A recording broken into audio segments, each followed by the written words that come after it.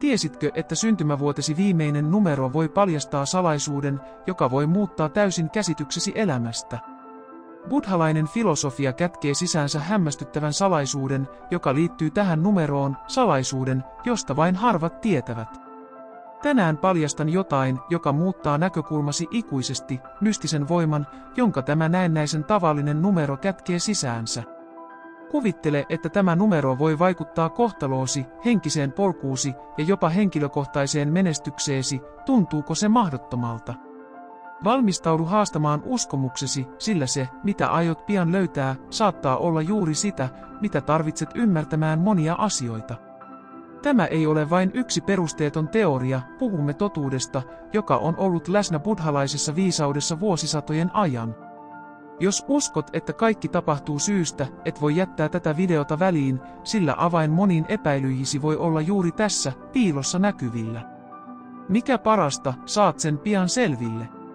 Ennen kuin sukellamme tähän paljastavaan matkaan, muista tykätä tästä videosta ja tilata kanava kytkemällä ilmoitukset päälle, jotta et jää paitsi sisällöstä, joka voi muuttaa elämääsi tavalla, jota et koskaan osannut kuvitellakaan.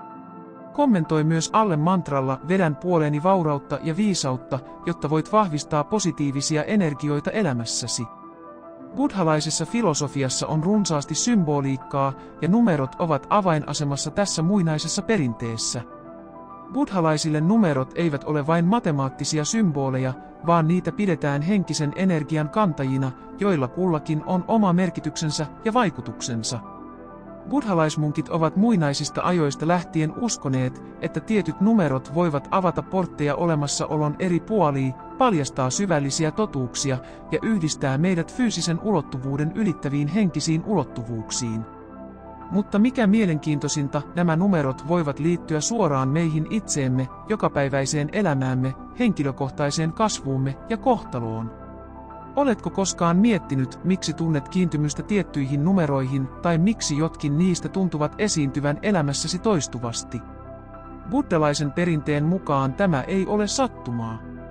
Jokaisessa numerossa on viesti, opas, joka, jos osaamme tulkita sen, voi avata oven vaurauteen, sisäiseen rauhaan ja ikuiseen viisauteen. Valmistaudu siis selvittämään, mitä syntymävuotesi viimeinen numero kertoo sinusta. Sillä vaikka se saattaa vaikuttaa yksinkertaiselta numerolta, se saattaa odottaa paljastavansa polun syvempään ymmärrykseen elämästä ja itsestäsi. Muista, että kaikki maailmankaikkeudessa on yhteydessä toisiinsa ja numerot ovat vain yksi niistä monista tavoista, joilla kosmos puhuu meille. Oletko valmis kuuntelemaan, mitä minulla on sanottavana? Fyysisen maailman yhdistäminen henkiseen. Tämä näkökulma muuttaa yksinkertaisen numeroiden käsitteen joksikin paljon syvemmäksi ja monimutkaisemmaksi, jota pidetään avaimena elämän ja maailmankaikkeuden olemuksen ymmärtämiseen. Tämän näkemyksen mukaan jokaisella numerolla on tietty värähtely, joka voi vaikuttaa ihmisen persoonallisuuteen, hänen kohtaloonsa ja jopa hänen kohtaamiinsa haasteisiin. Erityisesti syntymävuoden viimeistä numeroa pidetään energeettisenä indikaattorina, joka seuraa yksilöä koko hänen elämänsä ajan. Näitä numeroita tutkimalla on mahdollista tulkita kuvioita ja käyttäytymismalleja, jotka ovat saattaneet jäädä huomaamatta, mutta jotka tämän tiedon myötä tulevat selviksi ja paljastaviksi. Tämän lähestymistavan avulla ihmiset voivat ymmärtää paremmin henkilökohtaista matkaansa ja tiettyjen kokemusten syitä. Buddhalaisuus on vuosisatojen ajan korostanut sitä, että on tärkeää elää harmoniassa ympäröivien energioiden kanssa, ja osa tätä harmoniaa syntyy ymmärtämällä, miten numerot vaikuttavat elämäämme. Kun tiedät syntymävuotesi viimeisen numeron merkityksen, voit tunnistaa tielläsi olevat voimat ja miten voit käyttää niitä hyväksesi. Tämä ei tarkoita, että nämä numerot hallitsisivat meitä täysin, mutta ymmärtämällä niitä voimme tehdä päätöksiä, jotka ovat tietoisempia ja sisäisen olemuksemme mukaisia. Numeroiden merkityksen ymmärtäminen buddhalaisessa filosofiassa ei ole vain henkistä uteliaisuutta, vaan käytännön työkalu itsetuntemukseen. Syventymällä tähän käsitteeseen alamme ymmärtää, että numerot liittyvät olennaisesti jokapäiväisiin kokemuksiimme. Ne tarjoavat meille ainutlaatuisen näkökulman siihen, miten suhtaudumme ympäröivään maailmaan ja auttavat meitä ymmärtämään paremmin elämässämme ilmeneviä haasteita ja mahdollisuuksia. Kun tätä ikivanhaa viisautta sovelletaan oikein, se voi olla voimakas henkilökohtaisen kasvun ja muutoksen lähde. Buddhalaisessa filosofiassa numero 0 edustaa tyhjyyttä ja ääretöntä potentiaalia. Sitä pidetään alkua ja loppua kuvaavana symbolina, syklin, joka on päättynyt. Nollaan päättyvinä vuosina syntyneillä ihmisillä on yleensä syvä yhteys uudistumisen ja muutoksen ajatukseen.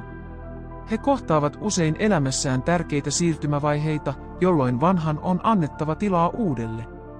Tämä yhteys tyhjyyteen osoittaa myös ainutlaatuista kykyä löytää rauha ja selkeys kaaoksen keskellä.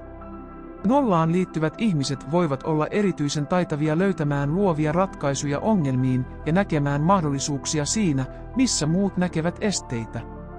Tämä syvällinen elämänkatsomus antaa heille mahdollisuuden kohdata haasteet avoimella ja mukautuvalla asenteella. Tämä jatkuvan uudistumisen energia voi kuitenkin olla sekä siunaus että haaste. Toisinaan nämä ihmiset voivat tuntea jäävänsä loukkuun toistuviin sykleihin, aloittaen aina alusta eivätkä koskaan pääse loppuun asti. Jotta voi elää sopusoinnussa nollaenergian kanssa, on tärkeää kasvattaa kärsivällisyyttä ja luottamusta elämän prosessiin tietäen, että jokainen loppu on vain uusi alku. Numero 1 on uudistumisen energia. Se on yksilöllisyyden ja johtajuuden symboli. Buddhalaisessa filosofiassa se edustaa aloitekykyä ja kykyä aloittaa jotain uutta määrätietoisesti. Ykköseen päättyvinä vuosina syntyneillä on yleensä vahva läsnäolo ja halu kulkea omaa polkuaan.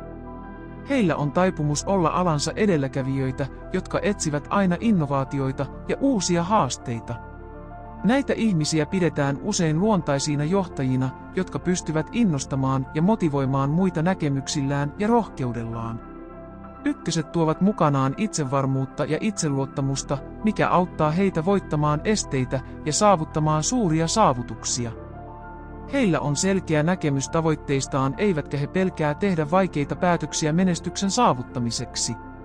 Tämä yksilöllisyyden tavoittelu voi kuitenkin aiheuttaa ongelmia ihmissuhteissa ja ryhmädynamiikassa. Ykköseen liittyvien ihmisten on löydettävä tasapaino sisäisen voimansa ja yhteistyön tarpeen välillä. Oppiminen arvostamaan toisten panosta ja työskentelemään tiiminä voi olla ratkaisevaa todellisen menestyksen ja harmonian saavuttamisessa elämässä. Numero 2 on kaksinaisuuden ja harmonian symboli. Buddhalaisesta näkökulmasta se edustaa vastakkaisten voimien välistä tasapainoa. Yinin ja Yangin tavoin kakkoseen päättyvinä vuosina syntyneillä on voimakas taipumus etsiä rauhaa ja harmoniaa elämässään. He ovat luonnostaan herkkiä toisten tarpeille ja arvostavat syvästi ihmissuhteita. Numeroon 2 liittyvät ihmiset ovat yleensä sovittelijoita ja rauhantekijöitä, jotka pyrkivät aina ratkaisemaan ristiriitoja ja luomaan yhteistyökykyisen ympäristön. Heillä on erityinen kyky nähdä tilanteen molemmat puolet, minkä ansiosta he pystyvät tekemään oikeudenmukaisia ja tasapainoisia päätöksiä. Tämä kyky luoda harmoniaa ulottuu myös henkilökohtaiseen ja ammatilliseen ympäristöön.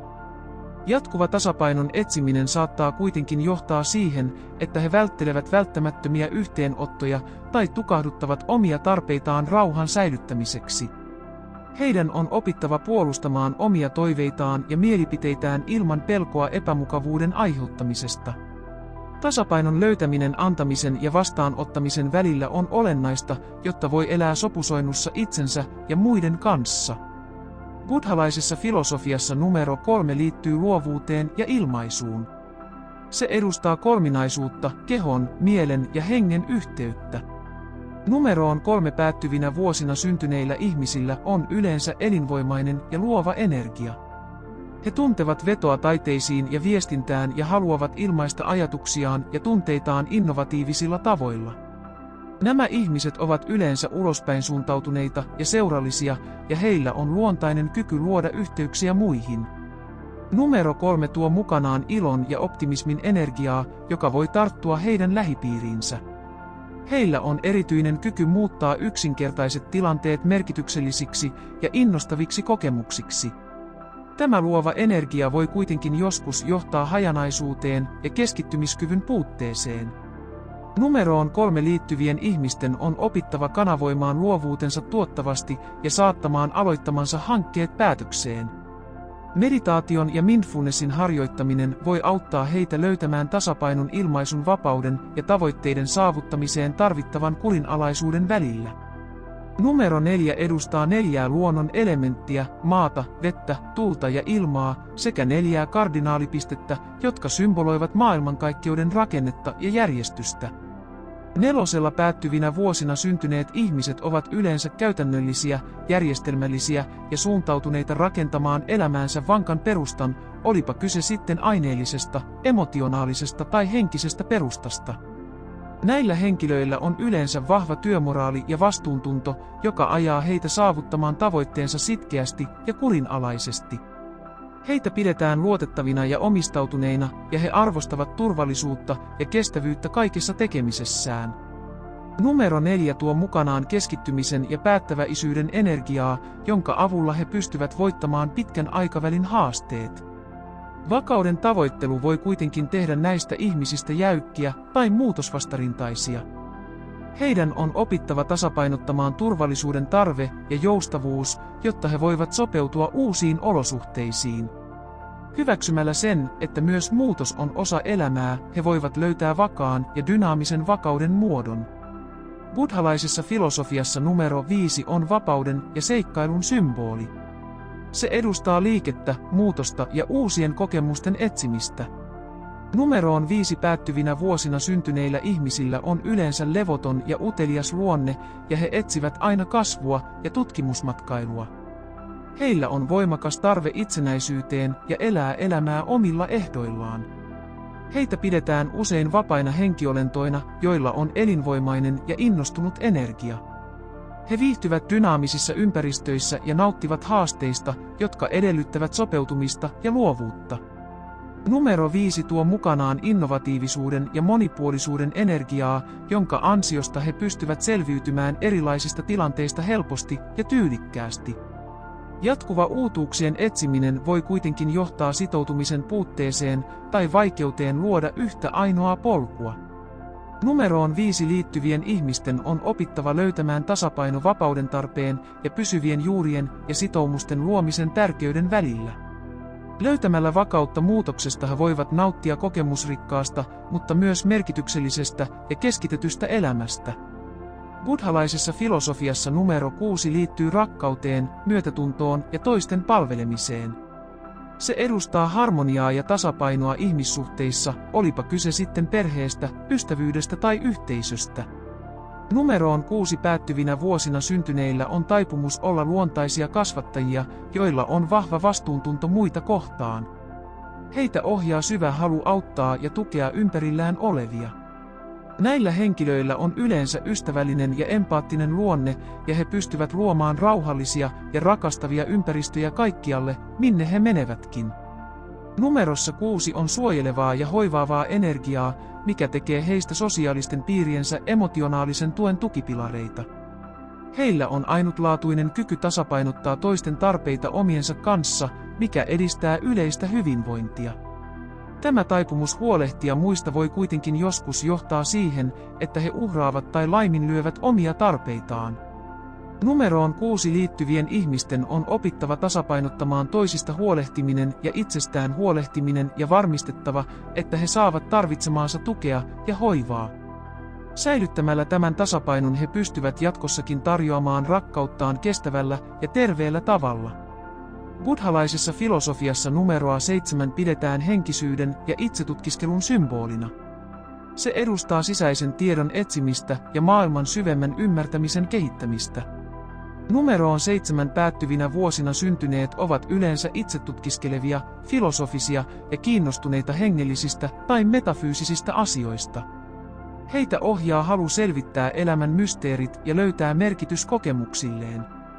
Näitä ihmisiä pidetään usein viisaina ja pohdiskelevina, ja heillä on luontainen kyky nähdä asioiden pintaa syvemmälle. Numero 7 kantaa mukanaan syvyyttä ja viisautta, jonka ansiosta he voivat tutkia olemassaolon monimutkaisempia kysymyksiä rauhallisesti ja selkeästi.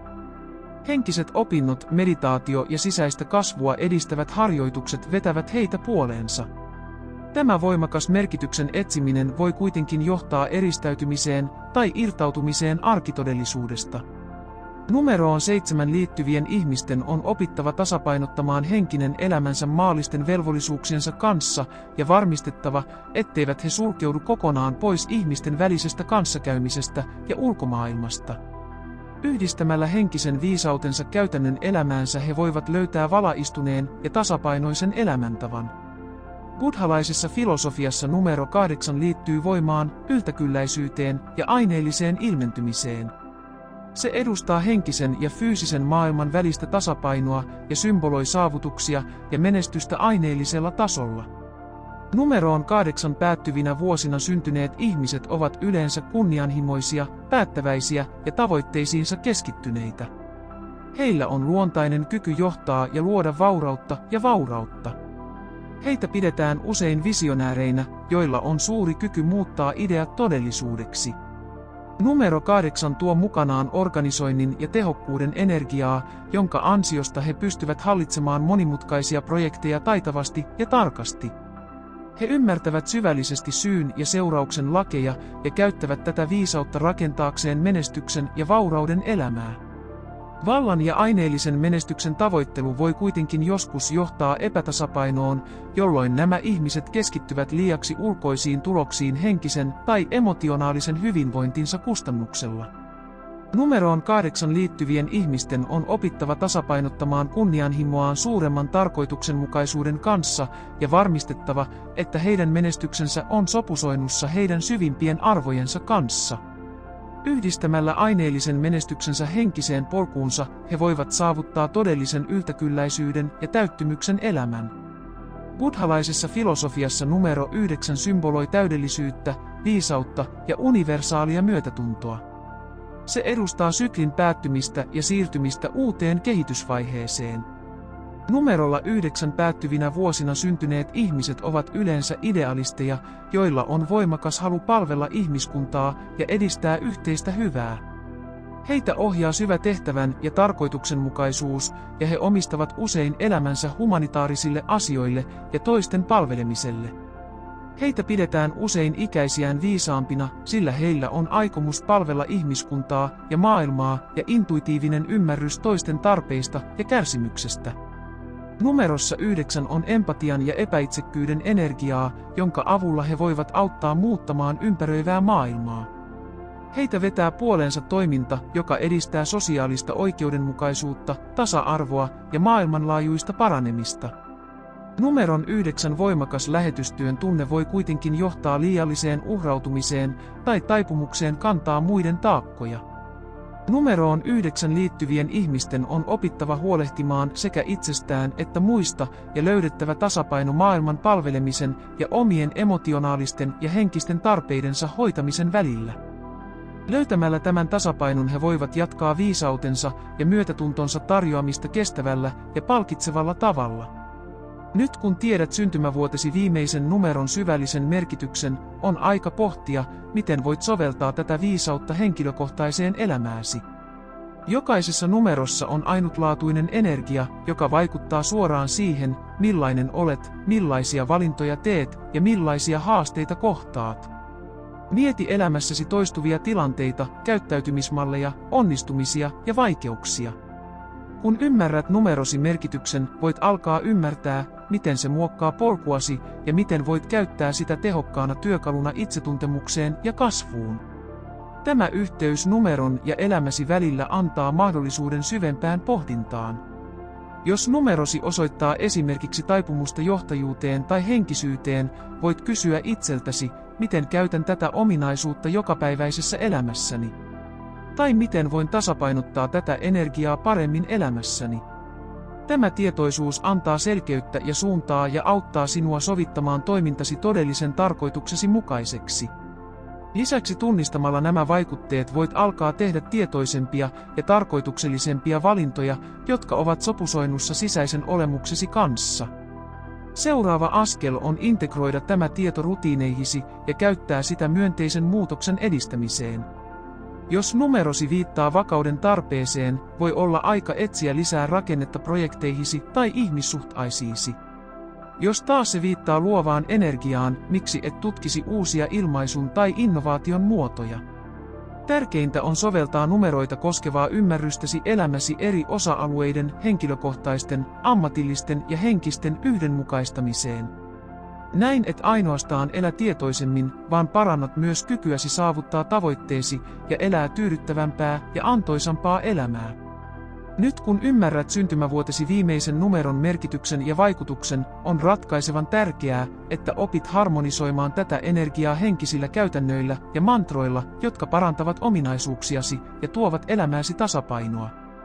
Buddhalainen filosofia tarjoaa laajan valikoiman käytäntöjä, jotka voivat auttaa sinua sovittamaan elämäsi yhteen numerosi energian kanssa. Näihin käytäntöihin kuuluvat meditaatio, visualisointi ja tiettyjen mantrojen toistaminen.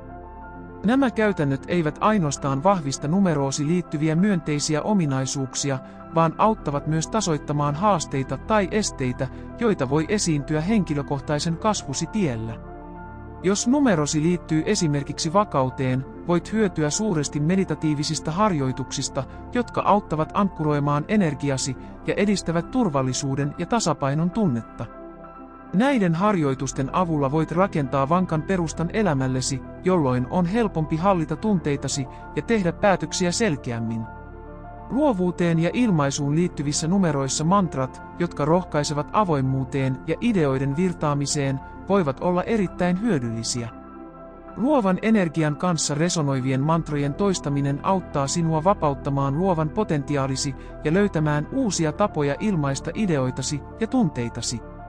Tämä avoimuus ei rikastuta vain henkilökohtaista elämääsi, vaan se voi vaikuttaa myönteisesti myös ammatilliseen ja sosiaaliseen ympäristöön. Jokaisella numerolla on tietty värähtely, ja käyttämällä tämän energian kanssa resonoivia mantroja luot syvemmän yhteyden tarkoitukseesi ja lisäät kykyäsi ilmentää toiveitasi harmonisella ja tasapainoisella tavalla. Integroimalla nämä käytännöt päivittäisiin rutiineihisi saat itsesi vastaamaan numerosi energiaa ja pystyt elämään todellisen potentiaalisi mukaisesti. Vietä muutama minuutti päivässä meditoimalla, lausumalla mantroja tai yksinkertaisesti pohtimalla, miten numerosi merkitys vaikuttaa tekoihin ja päätöksiin. Tämä itsetutkiskelun aika antaa sinulle mahdollisuuden tarkkailla selkeämmin, miten energiat ilmenevät elämässäsi ja miten voit valjastaa ne rikkaamman ja tyydyttävämmän olemassaolon hyväksi. Tällä tavoin elämäsi jokaisesta hetkestä voi tulla tilaisuus kasvaa, oppia ja mukautua syvimpiin tavoitteisiisi. Yksinkertaista mantraa, kuten elän sopusoinnussa numeroni energian kanssa, voi toistaa päivittäin auttaakseen sinua pitämään keskittymiskyvyn ja selkeyden yllä. Näin et ainoastaan sovita elämääsi yhteen buddhalaisen filosofian kanssa, vaan luot myös tilaa jatkuvalle henkiselle kasvulle ja syvälle itsensä löytämiselle. Jos pidit tästä videosta ja haluat oppia lisää siitä, miten buddhalainen viisaus voi vaikuttaa elämääsi, älä unohda tykätä ja tilata kanavaa ottamalla ilmoitukset käyttöön, jotta et jää paitsi mistään videostamme. Tämä auttaa meitä levittämään näitä viestejä ja rakentamaan yhteisöä, joka etsii itsetuntemusta ja henkistä kasvua. Ja muista kommentoida alle mantralla vedän puoleeni vaurautta ja viisautta. Toistamalla tätä mantraa vahvistat aikomustasi elää harmoniassa ympärilläsi olevien energioiden kanssa ja vetää puoleensa positiivisia asioita elämääsi. Kiitos, että seurasit meitä tämän matkan loppuun asti. Seuraavaan kertaan, rakkaat ystävät!